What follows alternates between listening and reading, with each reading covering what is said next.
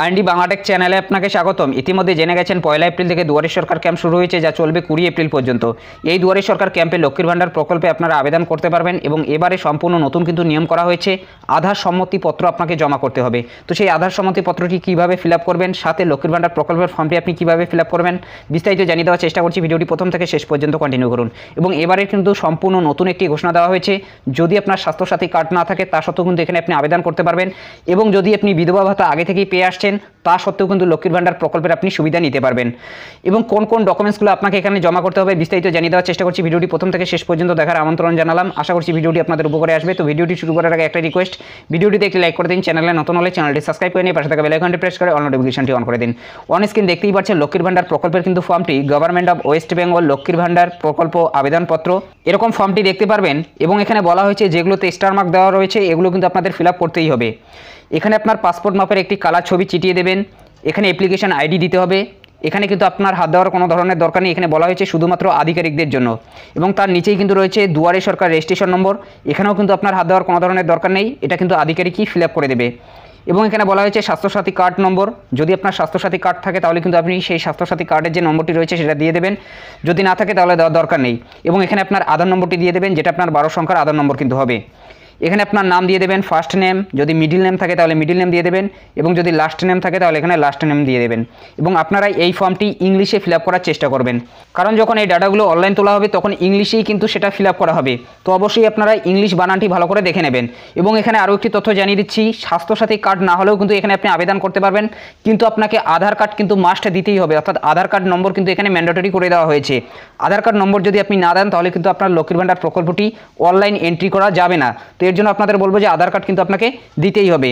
এখানে আপনার মোবাইল নম্বরটি দিয়ে দেবেন। যদি আপনার ইমেল আইডি থাকে তাহলে কিন্তু এখানে দেবেন, না দিলেও কোনো ধরনের অসুবিধা নেই। এখানে আপনার ডেট অফ বার্থটি দিয়ে দেবেন, যেটি আপনার আধার কার্ডে রয়েছে সেই হিসেবে আপনি দেবেন।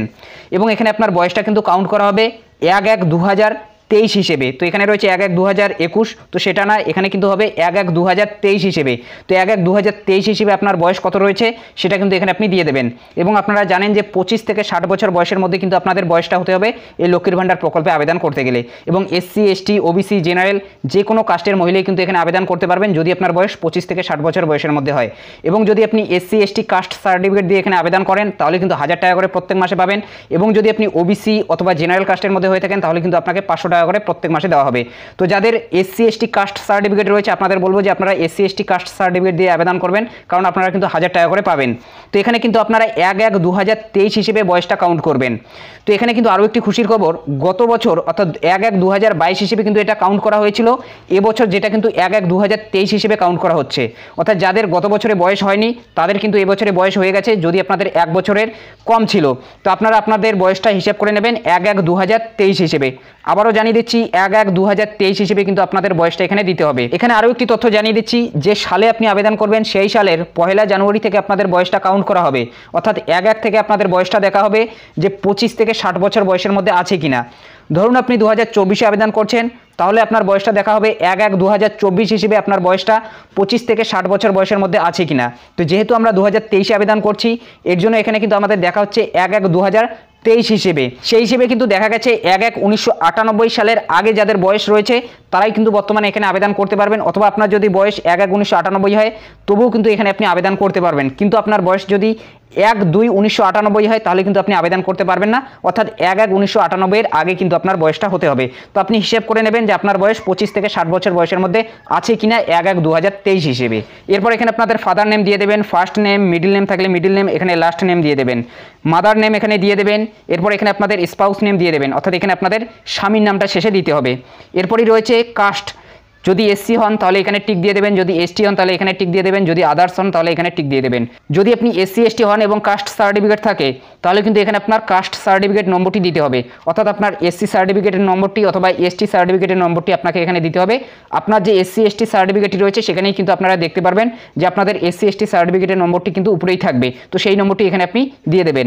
এরপরই রয়েছে কন্ট্যাক্ট ডিটেলস, অর্থাৎ যোগাযোগের ডিটেলস কিন্তু এখানে দিতে হবে। এখানে স্টেট রয়েছে, এরপর ডিস্ট্রিক্টের নামটি এখানে দিয়ে দেবেন, পুলিশ স্টেশন অর্থাৎ থানাটা এখানে দিয়ে দেবেন। এখানে আপনাদের ব্লক অথবা মিউনিসিপ্যালিটির নামটা দিয়ে দেবেন। গ্রাম পঞ্চায়েত অথবা ওয়ার্ডের নামটি এখানে দিয়ে দেবেন, ভিলেজ, টাউন, সিটি। এরপর এখানে আপনাদের হাউস নম্বরটি দিয়ে দেবেন, যদি থাকে তাহলে দেবেন, না দিলেও কোনো ধরনের অসুবিধা নেই। এখানে আপনাদের পোস্ট অফিসের নামটি দিয়ে দেবেন, এখানে আপনাদের পিনকোডটি দিয়ে দেবেন। এরপর এখানে আপনাদের ব্যাংকের ডিটেলস দিতে হবে। প্রথমেই আপনার ব্যাংকের নাম দিতে হবে, অর্থাৎ আপনার স্টেট ব্যাংক নাকি পাঞ্জাব ন্যাশনাল ব্যাংক, যে ব্যাংকটি হবে সেই ব্যাংকের নামটা এখানে দিয়ে দেবেন। যদি আপনাদের স্টেট ব্যাংক হয় তাহলে এখানে উপরেই দিয়ে দেবেন স্টেট ব্যাংক অফ ইন্ডিয়া। এরপর এখানে আপনাদের ব্রাঞ্চের নামটা দিতে হবে। তো আপনাদের যে ব্যাংকের পাসবুক রয়েছে সেখানেই কিন্তু আপনি পেয়ে যাবেন। এবং আপনাদের আমি বলবো যে আপনারা ফিজিক্যাল ব্যাংক দেওয়ার চেষ্টা করুন, অর্থাৎ স্টেট ব্যাংক অথবা পাঞ্জাব ন্যাশনাল ব্যাংক, এবং সিঙ্গেল অ্যাকাউন্ট দেবেন, জয়েন্ট অ্যাকাউন্ট দেবেন না। এখানে আপনাদের ব্যাংক অ্যাকাউন্ট নম্বরটি দিয়ে দেবেন, এখানে আপনাদের ব্যাংকের আইএফএসসি কোড দিয়ে দেবেন। ব্যাংকের আইএফএসসি কোডটি ব্যাংকের পাসবুকেই পেয়ে যাবেন, যেটা 11 সংখ্যার কিন্তু হবে। এরপর এখানে বলা হয়েছে কোন কোন ডকুমেন্টসগুলো দিলেন। প্রথমেই রয়েছে পাসপোর্ট মাপের রঙিন ফটো, এখানে টিক দিয়ে দেবেন। এরপরই রয়েছে স্বাস্থ্যসাথী কার্ড, যদি আপনি দেন তাহলে এখানে টিক দিয়ে দেবেন। আধার কার্ড, এখানে টিক দিয়ে দেবেন। যদি আপনি SC ST কাস্ট সার্টিফিকেট দিয়ে থাকেন তাহলে এখানে টিক দিয়ে দেবেন। এরপর বলা হয়েছে কপি অফ ব্যাংক পাসবুক, অর্থাৎ ব্যাংকের পাসবুকের প্রথম পাতার জেরক্স দিতে হবে। যদি আপনার ব্যাংকের পাসবুকের প্রথম পাতার জেরক্স না থাকে তাহলে কিন্তু আপনি ক্যান্সেল চেকও দিতে পারেন। এরপর এখানে বলা হয়েছে আদার্স, অর্থাৎ যদি অন্যান্য কোনো ডকুমেন্টস আপনি দিয়ে থাকেন তাহলে এই চেকবক্সের উপরে টিক দিয়ে দেবেন।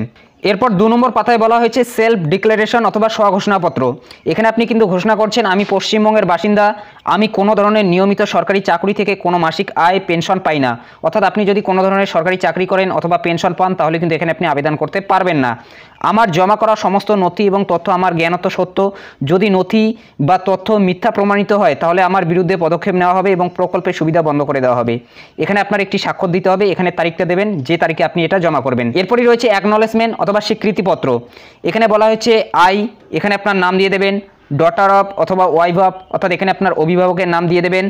এরপর এখানে আপনি যত তারিখ এই ফর্মটি জমা করছেন সেই তারিখটি এখানে দিয়ে দেবেন।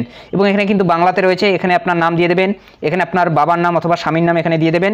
এবং যত তারিখ আপনি ফর্মটি জমা করছেন এখানে সেই তারিখটা দিয়ে দেবেন। এখানে আপনার সচল একটি মোবাইল নম্বর দেবেন, স্বাস্থ্যসাথী কার্ড নম্বর যদি থাকে তাহলে এখানে দেবেন। এখানে আপনার আধার নম্বর দেবেন এবং এখানে কিন্তু আধিকারিক সিগনেচার করে দেবে। এবং এই যে অংশটি, এই অংশটি কিন্তু আপনাকে দিয়ে দেওয়া হবে। তো এই যে 2টি ফর্ম রয়েছে এই 2টি ফর্ম ফিল আপ করলেই কিন্তু হবে না, এখন কিন্তু আপনাকে একটি আধার সম্মতিপত্র জমা করতে হবে। তো সেটাও কিন্তু আপনাকে ক্যাম্প থেকে দেওয়া হবে। অন স্ক্রিন দেখতেই পাচ্ছেন এরকম কিন্তু ফর্মটি থাকবে, আধার প্রমাণীকরণের জন্য সম্মতিপত্র, আমি আধার নম্বর, এখানে আপনার আধার নম্বরটি দিয়ে দেবেন। এর ধারক নারী ও শিশু বিকাশ এবং সমাজ কল্যাণ বিভাগ পশ্চিমবঙ্গ সরকারকে UIDAI এর সাথে প্রমাণীকরণের জন্য আমার আধার নম্বর, নাম এবং আঙুলের ছাপ অথবা ফিঙ্গারপ্রিন্ট, আইরিশ ব্যবহার করার সম্মতি দিচ্ছি। নারী ও শিশু বিকাশ এবং সমাজ কল্যাণ বিভাগ পশ্চিমবঙ্গ সরকার আমাকে বলেছেন যে শুধুমাত্র লক্ষ্মীর ভাণ্ডার প্রকল্পের ডাটাবেস প্রমাণীকরণের উদ্দেশ্যেই আমার পরিচয় ব্যবহার করা হবে। এবং আরও বলেছেন যে আমার বায়োমেট্রিক্স সংরক্ষণ করা হবে না, কাউকে দেওয়া হবে না এবং শুধুমাত্র প্রমাণীকরণের উদ্দেশ্যেই CIDR এ জমা দেওয়া হবে।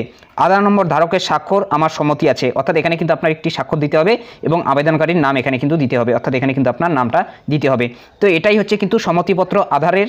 তো এটাও কিন্তু আপনাদের জমা করতে হবে মেইন ফর্মের সাথে। তো কোন কোন ডকুমেন্টসগুলো আপনাকে জমা করতে হবে দেখুন, এখানে বলা হয়েছে যদি স্বাস্থ্যসাথী কার্ড থাকে তাহলে স্বাস্থ্যসাথী কার্ডের জেরক্স কপি, আধার কার্ডের xerox copy, SC ST caste সার্টিফিকেটের জেরক্স কপি এবং ব্যাংক পাসবুকের প্রথম পাতার জেরক্স কপি, এবং অন্য যদি কোনো আপনি ডকুমেন্টস দিতে চান তাহলে তার কিন্তু জেরক্স কপি দিতে হবে। এবং এই 2টি ফর্মের সাথে কিন্তু আধার সম্মতিপত্র যে ফর্মটি রয়েছে সেটাও কিন্তু আপনাদের জমা করতে হবে। তো এভাবেই কিন্তু খুব সহজে আপনি লক্ষ্মীর ভাণ্ডার প্রকল্পে আবেদন করতে পারেন এবং দুয়ারে সরকার ক্যাম্প চলছে সেখানে গিয়ে কিন্তু আপনি নতুন আবেদন করতে পারেন। তো এটি আবেদন করার পর 1 থেকে 1.5 মাসের মধ্যে কিন্তু আপনাদের মোবাইলে 2টি SMS আসতে পারে। যদি SMS না আসে অথবা লক্ষ্মীর ভাণ্ডার প্রকল্পের টাকা যদি 2 থেকে 3 মাসের মধ্যে আপনি না পেয়ে থাকেন ব্যাংক অ্যাকাউন্টে, তাহলে আপনাদের যে BDO অফিস রয়েছে সেখানে আপনি যোগাযোগ করবেন। আপনাদের যে স্বাস্থ্যসাথী কার্ড রয়েছে অথবা আপনাদের যে আধার কার্ড রয়েছে সেটার মাধ্যমে কিন্তু আপনার স্ট্যাটাসটি চেক করে দেখিয়ে দেওয়া হবে যে কোন পর্যায়ে আপনাদের এই যে লক্ষ্মীর ভাণ্ডার প্রকল্পের আবেদনটা রয়েছে। এটাই আপডেট দেওয়া ছিল। যদি ভিডিওটি ভালো লাগে একটি লাইক করে দেবেন, চ্যানেলে নতুন হলে চ্যানেলটি সাবস্ক্রাইব করে নিয়ে পাশে থাকা বেল আইকনটি প্রেস করে অল নোটিফিকেশনটি অন করে দেবেন। তো ভালো থাকবেন, সুস্থ থাকবেন, দেখা হচ্ছে নেক্সট ভিডিওতে।